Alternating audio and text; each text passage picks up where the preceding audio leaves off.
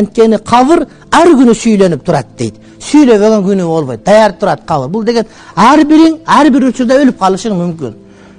Кабырда бүгүн воскресенье болбойт. Обед болбойт, ужин болбойт.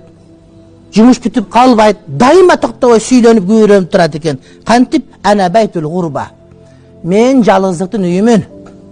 Ана бечаралыктын үйүмүн. Ана байтул вахда мен жалгыздыктын үйүмүн.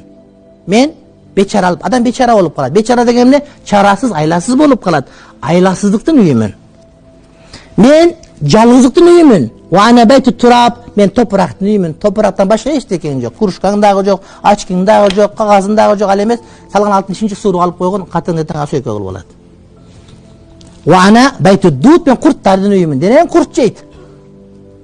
Жанагы суланган атырларды коюнган денең курт жейт ошол жерде. Ушундаймын деп кабыр сүйлөнүп турат дейт.